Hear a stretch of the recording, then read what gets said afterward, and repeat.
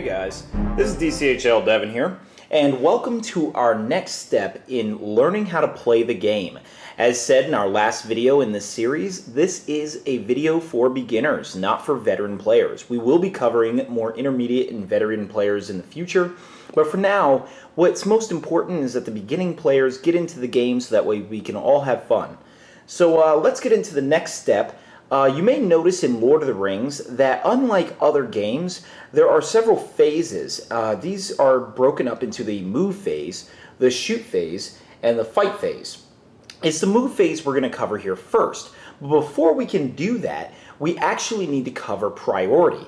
Priority is a rather unique system in Lord of the Rings, which establishes the turn order. So unlike in other games where pretty much you decide this at the beginning of the game and it remains constant throughout the game, in this, in one turn, you could actually move first, and in another turn, you could actually move second. It'll keep shifting on you constantly.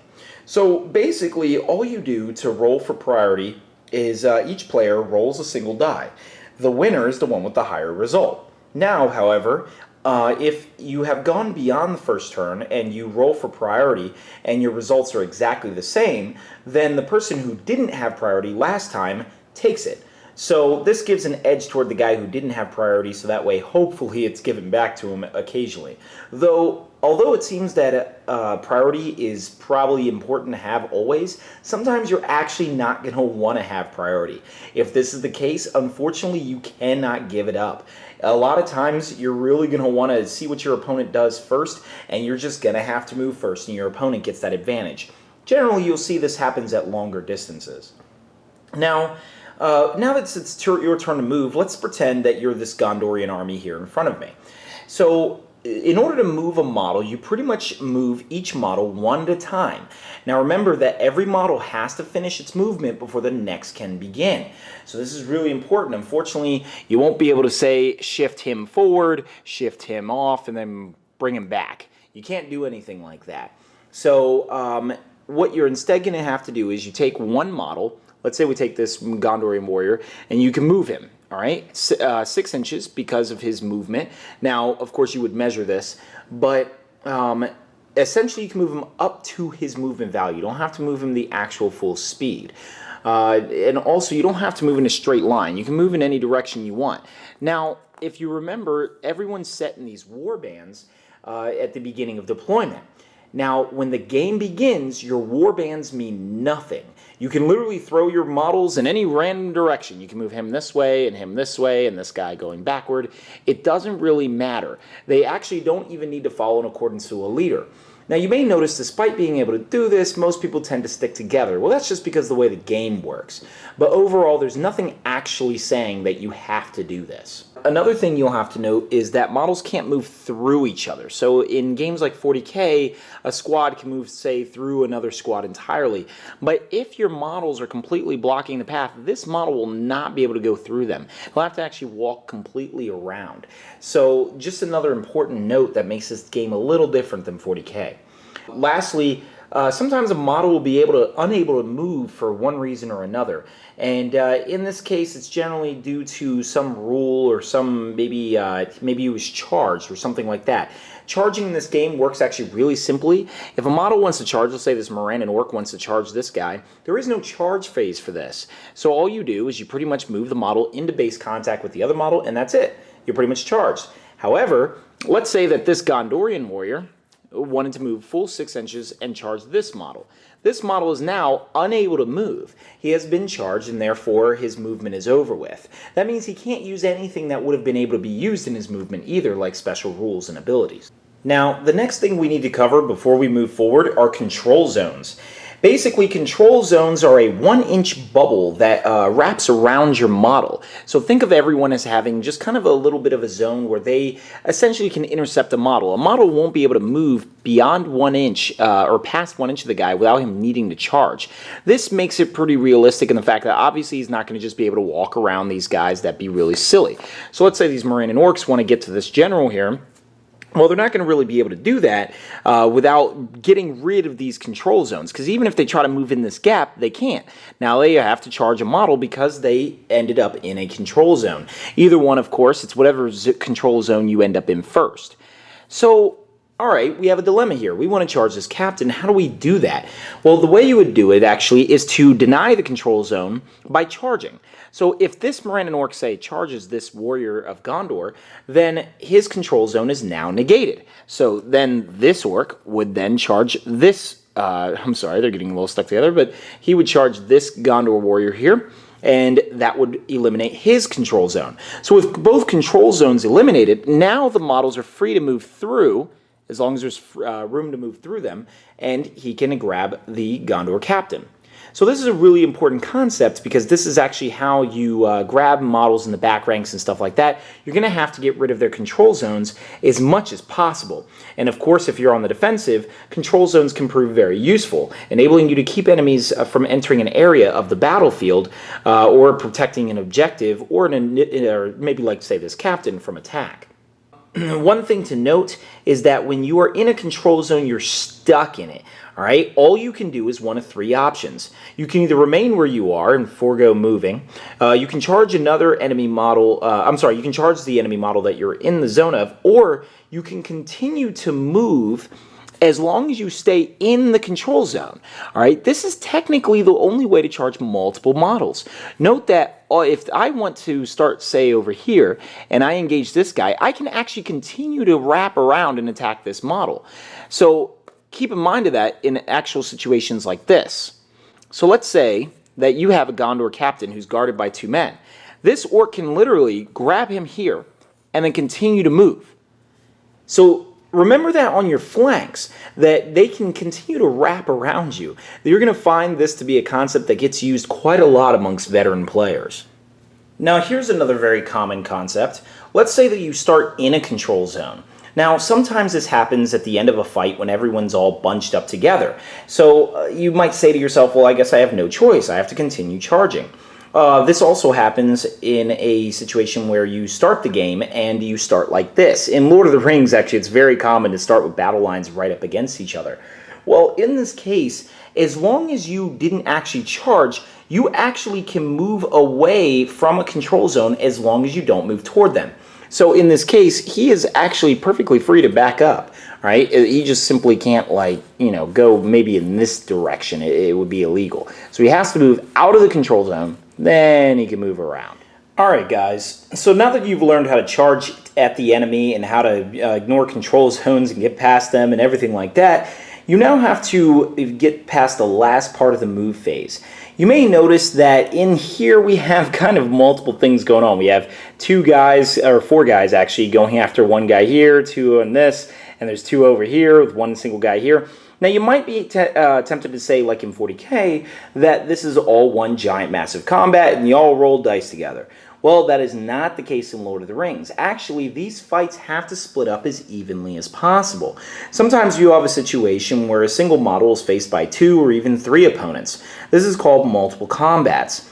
Basically, opponents are always paired off into one-on-one fights when possible, and any other combatants just join into the multiple combat. So this might sound a bit complicated, but it actually works out pretty easily over time. Essentially, all that happens is the player with priority is the one who splits the fights. One benefit of having priority each turn. So sometimes they don't really have a choice. So in this case, it's going to be pretty obvious. We got 4 guys on 1. That is the most even fight he has because none of these guys actually can fight anyone else. So these guys get split off a little bit. You just move them kind of a millimeter. And then you have these 2 combatants, and then you have this orc on him. Now, instead of all 3 of these orcs fighting this one guy, this guy has to be split up into these other 2. All right, you have to evenly split it as much as possible. So he would actually move a millimeter off, thereby indicating that he is no longer in combat with that warrior of Gondor. So even if the orc player has priority, he can't choose for this orc to still fight there and then these guys just jump in. It has to continue splitting. So now that there's no more other possible splitting that you can possibly do, then you finally end the move phase.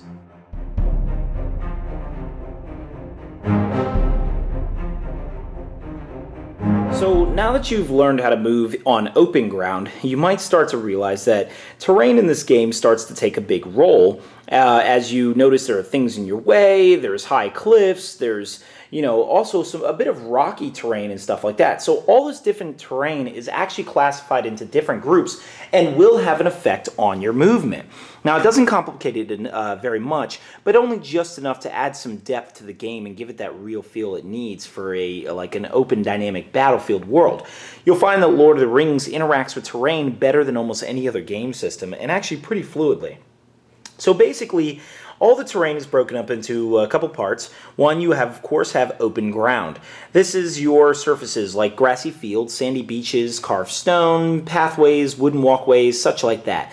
These have no penalty and you can pretty much move any way you want. Then you could classify stuff like this as open terrain, this area here. Now, next you have the rocky terrain. Now, I know I said cobblestones, but a lot of people will consider any type of vegetation, any loose gravel, any sort of things that would make movement awkward. Now, of course, two players would have to agree on this. There really is no set way that everything has to be. It's not like you can say if it's a rock, it is now suddenly difficult. You also can't say if it's bumpy, then it's suddenly difficult. There's going to be a lot of different variables to this, but oftentimes it's just up to a good feel of the game. A lot of players will be a little bit interpretive with this, so you might see some areas where, it's not really that big a deal. Like behind this guy here, there's a bit of a divot. Some people will just allow you to walk through it normally.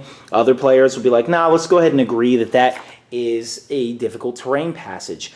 Basically, remember, it's all about the fun of the game, so don't spend too much time arguing with your opponent just to affect them. Now, why is this difficult, you might ask? Or why is this important? Well, the reason why is because difficult terrain actually halves your movement, or actually, more importantly, anything that you move over it is counted as double. Now, this is only for infantry, all right? So remember that infantry and monsters, every inch they move is now considered 2. However, for cavalry, it's actually considered 4. So we'll touch on that later on in the game, but cavalry really, really do not like difficult terrain.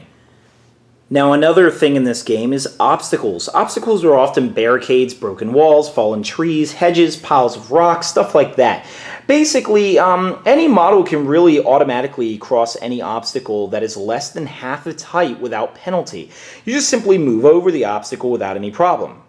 Just imagine that it's stepping over it without an issue. So that means that a man will pretty much stride effortlessly over an obstacle that a hobbit or a dwarf might actually struggle with. So it's kind of the unfortunate factor of being a smaller thing. So you'll find this actually is something to take a factor in with monsters whom can walk over quite a bit without really any issue at all. Now, let's say that the obstacle is greater than half its height. Well, now you have to take a jump or climb test, which we're going to cover a little bit later on. Alright, so now you've got that annoying obstacle in your model's way, and you're trying to get through it. So essentially, all you have to do is take a simple test. Most tests in this game are broken up into 3 parts. You pretty much roll a single die, and on a 1, you often are considered to have fallen, or basically failed any attempt that you were trying to get at. On a 2 through 5, generally it means that you succeeded, but you just stop. All right, and this is almost true for almost every single case. And on 6, you effortlessly bound across, and essentially you can continue to move as if nothing was in your way. So let's try to get over this obstacle. We pretty much roll a dice, and congratulations, he gets a 6. So he moves over the obstacle and continues to move as far as he wants to.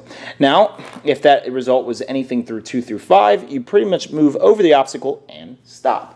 You wouldn't go any further at that point. And a 1 would place you on the ground. So, or actually, instead, I apologize, a 1 actually would stop you from even crossing it at all. Now, in different cases, this actually has a different effect. So, for instance, the jump table, basically you just don't cross the obstacle. Instead, you just end your movement for a turn. So he actually would be just like this. In the case of leaping, you actually would fall into the bottomless pit. So essentially, let's pretend this is actually a chasm instead, and he's trying to leap across it. Well, on a 1, you fall to your death. So probably a really bad effect. Now, keep in mind, you don't necessarily always have to die. There are many times you're just crossing between a high obstacle and another high obstacle. Essentially, you just fall to the bottom and take fall damage, which we will describe later on. The last test that you'll often find is the climbing test, where in climbing, you'll pretty much just try to attempt to climb to the top of some sort of tower or something like that, and on a 1, you will suffer damage as you fall to the ground. So just remember that basically depends on how high it was. Now, in the case of climbing tests and stuff like that, you pretty much have various different structures that you're actually able to climb on. So you may have already heard that, of course, you can jump across obstacles and leap across chasms. Just so you know, the leaping attribute, you can pretty much leap over anything that is twice the height of your model. So that is really important. Monsters actually can make one hell of a leap across multiple surfaces. They can jump maybe 6 to even 10 inches, depending on how tall the actual model is. This is really, really important when seeing that a smaller person actually has a harder time jumping. Now, of course, you might have some cases where there's some terrain the model is sitting on, and as of now, that pretty much factors into the height of the model. So, though you and your opponent might have a bit of a disagreement on that, I'd highly recommend just playing what you think is correct. If it's a man standing on top of something, then chances are you should just judge him by only the height of the model of the man himself. As far as climbing, you have a couple different options here. You can climb a very tall obstacle and stuff like that, like a rock face or anything, but keep in mind that you can only make a climb test if there is something to scale the surface on. A handhold, jutting rocks, wooden cross pieces, and so on. You cannot climb anything that is a complete smooth surface. So if you see a tower or some kind of wall, you can't climb this. Although, so this actually makes this a really realistic part of the game and really important to note. A lot of players forget this and think they can almost just climb anything they want. And remember, making a climb test is as simple as rolling a d6 on the chart. And if you roll a 2 through 5, you climb until you have moved your maximum distance or reach the top, after which you may move no further that turn. And essentially, you just sort of mark where he is on the tower if he cannot just sit there. And on a 6, you continue to move. And on a 1, you slip and fall, and basically you bottom drop to the ground. So climbing very tall structures is where you would actually start to mark the movement. Otherwise, most models will be able to climb what they're trying to climb in a single move. Then you have unscalable terrain, which, as I mentioned, it's going to be like a fortress wall, anything that's a sheer surface. Now, ropes and ladders actually are considered pretty much an easy climbing surface. So even if you see a sheer surface, you actually don't need a climb test at all when using a rope, ladder, or anything like that. You literally just move up it as if it's clear terrain. So this is actually one of the advantages in a siege of bringing ladders, so that way you can just walk up onto the wall. Now, as far as descending and falling, a model pretty much can descend a distance equal to its own height without any penalty at all. The distance you move is just downward, and you pretty much just measure from the point of where his foot is at to the bottom, and that is what tells how far it is. So if you move a distance above your own height, then now you're going to start to take a penalty. Essentially, you take a strength 3 hit for every inch you have fallen. So let's say this man of Gondor here wants to go ahead and jump down. Well, let's say that height from the floor up to where his foot is 3 inches. That means you take 3 strength 3 hits. So be very careful about falling down. It actually can spell death for a lot of models. Now, one last thing we're going to cover in the movement phase, which is kind of an important thing, is going prone. Prone is when you are lying down. And this could be whether you've been knocked to the ground by an enemy, or you've fallen while trying to climb, or when you're trying to just hide from a person. So therefore, you can actually drop to the ground at any time, and that way blocking line of sight to your model. The model on the ground should just be carefully laid down upon its side like this, and then you just say it's prone. Now, keep in mind, a couple things to note while you're in this position. One, models that are prone have no control zone. Of course, they can't stop any model from moving when they're sitting on the ground like this. Also, a prone model can only crawl 1 inch in the move phase, regardless of its maximum move distance. So that's it. You just move in whatever direction. It's kind of like a low crawl. I guess you can imagine an army low crawl. And crawling models obviously cannot make any jump, leap, or climb tests that we discussed earlier. So also, prone models cannot charge. They have to stand up first before they can actually charge. Now, how do you stand up? Well, pretty much you just cut your movement in half. So a standing model also can lie down at the exact same cost. So if you actually have less than half your movement left, you can't lie down. It requires half your maximum movement. And keep in mind I say maximum. So even if you improve your movement, you still have to do this. As far as actually charging a prone model, if you want to charge a prone model, you actually can. You just pretty much have to move into base contact with it as normal. Now, they have no control zone, so you can move around him unimpeded. It doesn't really matter. But pretty much once you're in contact, you are now considered charging that model and in combat with that model. Now, there's a bunch of penalties to being on the ground, so you want to make sure that you're not in this position when an enemy comes at you. Also, you can attempt to jump over a prone model by moving your model as close as you can to the enemy without making base contact. Then you take a jump test. If you pass, which is a result of 2 through 6, then you can jump cleanly over the model and you'll have no issue. Now, if you fail, you actually have to charge him instead. So now keep in mind, if you do jump over him like this, you treat it as if he's jumped over an obstacle. So obviously at 2 through 5, you stop right there. 6, you can continue moving.